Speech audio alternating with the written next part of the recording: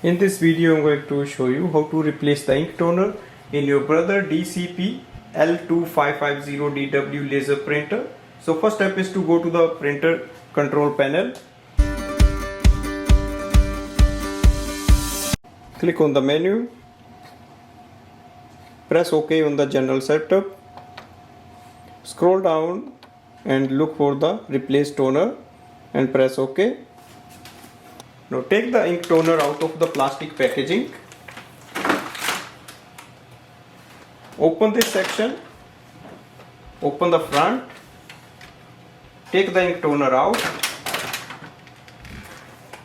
Remove the orange seal.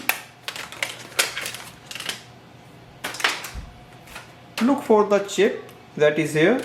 Should be facing down on the left hand side. Slide it in and close this section and place it down. Within few seconds it's ready to use. So that's the way we can replace the ink toner in this printer. Thanks for watching.